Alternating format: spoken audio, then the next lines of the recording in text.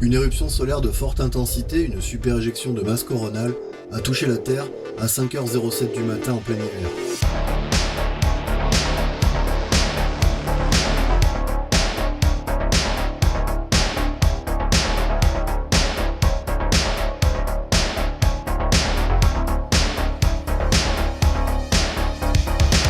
Les températures étaient déjà sous zéro dans la majeure partie du pays.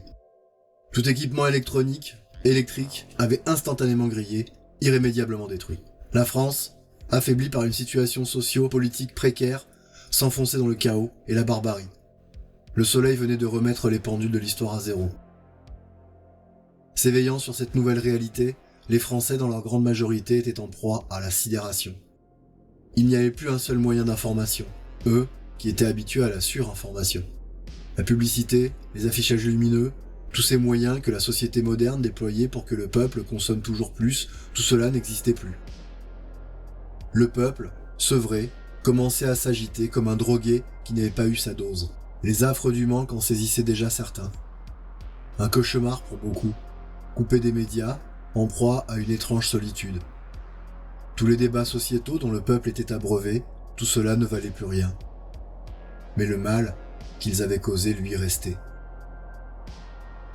Pour des millions de Français, la seule préoccupation était de manger, boire et se chauffer. Car surtout dans les villes, ces éléments commençaient à manquer assez vite. En 4 ou 5 jours, la situation devint critique et les premiers pillages démarraient. Dans les plus hautes strates du gouvernement, l'heure était grave. Comme le reste de la population, leur préoccupation était leur survie immédiate, à ceci près qu'ils avaient les structures de l'État pour pallier à leur manque. Mis à part les petites mains, les membres du gouvernement avaient disparu dans des abris conformément au protocole d'urgence afin d'assurer la continuité du gouvernement. Mais celui-ci était encore plus déconnecté qu'à l'accoutumée des réalités du terrain. Il leur fallait cependant comprendre ce qu'il se passait. Et il manquait cruellement de données à analyser.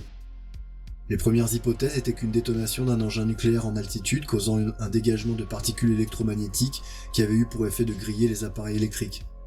Seulement, une détonation d'un engin de cette espèce aurait été particulièrement visible, même sans des moyens électroniques de détection. Après quelques jours, ils finirent par comprendre. Un dégagement solaire, un super orage, une super éjection de masse coronale, similaire à l'événement de Carrington en 1859. Mais à cette époque, la technologie se limitait au télégraphe, qui en ces temps, furent tous détruits. Une partie des équipements militaires n'était plus utilisable. Les stocks de pièces détachées furent vite épuisés. L'armée française ne pouvait plus compter que sur sa légendaire capacité d'improvisation, mais celle-ci ne remplaçait malheureusement pas l'équipement. D'autant que beaucoup de matériel manquait à l'appel. Ils avaient transité, durant les mois précédents, vers le théâtre d'opération ukrainien. Et à cet instant, ils faisaient cruellement défaut, sans compter les effectifs projetés à l'étranger. La seule façon d'avoir eu de l'information, du renseignement ou encore de la coordination, des éléments capitaux pour la défense nationale, tout cela ne reposait plus que sur des messagers, souvent à pied ou encore à cheval pour les plus astucieux. Les rares véhicules encore en service étaient précieusement gardés en réserve. Pendant les 3 premiers jours, quelques Français, en faible nombre, commencèrent à s'organiser. Le ravitaillement en eau et en nourriture dans les villes surtout posait un énorme problème. Les hôpitaux ne pouvaient pas tenir. Déjà impactés par la crise du Covid et le manque de personnel, la situation était apocalyptique. Des milliers de morts s'entassaient dans les cours des établissements privés d'électricité et sans groupe électrogène de secours, à de rares exceptions. Une grande partie des citadins, en déshérence, commençaient à se retourner les uns contre les autres. Il n'y avait plus d'argent. Les cartes bancaires ne servaient à rien. L'argent liquide était quasiment inexistant, puisqu'on s'était évertué à le faire disparaître pour le remplacer par de la monnaie virtuelle. Et le troc. Le troc n'avait qu'une portée limitée. Quand on n'a rien d'utile, il n'y a pas grand-chose à échanger. Un sèche-cheveux ou une Alexa n'achète pas un litre d'eau. Les systèmes bancaires, les ordinateurs, les disques durs, tout cela avait été irrémédiablement détruit. Les porte-monnaies électroniques, les crypto-monnaies, disparus. Le choc psychologique de cette nouvelle réalité faisait des ravages parmi les plus faibles d'esprit. Ceux qui avaient pris pour acquis la société ouverte ultramoderne du vivre ensemble et de l'inclusivité.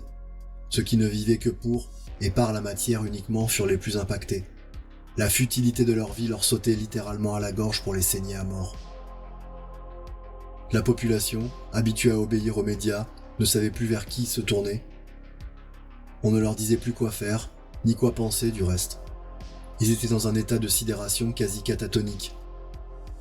Eux qui avaient obéi à toutes les injonctions gouvernementales des dernières années, eux que l'on avait privés de leur jugement, de leur libre arbitre. Comme le marionnettiste lâche les fils de la poupée qui tombe inerte, certains avaient tout simplement débranché leur vie. Les prédateurs de tout poil et de tout crin se révélaient les uns après les autres. Ils pouvaient enfin prospérer, chasser et se repaître de leurs victimes dans une impunité enivrante. Des tribus commençaient à se former, des tribus qui n'avaient en principe pas de raison de se trouver dans cet espace géographique. Ainsi, vit-on des groupes ethniques issus des centres d'accueil pour les migrants se former et mener des raids afin d'accumuler les moyens propres à leur survie, comme leurs ancêtres l'avaient toujours fait. Les zones de non-droit qui existaient déjà en France commençaient à s'organiser, habituées qu'elles étaient à vivre en communauté. Ainsi, dans plusieurs villes, les cités tenues par des musulmans radicaux se fermèrent comme des coquilles repliées autour de leurs leaders religieux. Ça et là, des affrontements eurent lieu pour des motifs aussi variés que l'eau, la nourriture, les médicaments ou le pillage d'un bureau de tabac. Des flots de citadins commençaient à se déverser dans les campagnes les plus proches des villes. Certains, les plus fortunés, essayent de rejoindre leur résidence secondaire. À pied, ces groupes de réfugiés, itinérants, étaient parfois harcelés par des groupes en maraude. Leurs infortunées victimes commençaient même à pourrir ça et là le long des routes. Alors que les espaces urbains ressemblaient de plus en plus à des zones de guerre, les campagnes, quant à elles, se trouvaient pour le moment moins impactées. Mais leurs jours de tranquillité étaient comptés. L'hideuse figure de l'envie commençait à se tourner vers elles, car les villes n'étaient plus que des charniers fumants où trônaient de nouveaux seigneurs barbares avec leurs nouveaux esclaves, leurs cours abjects et leurs hordes de guerriers affamés.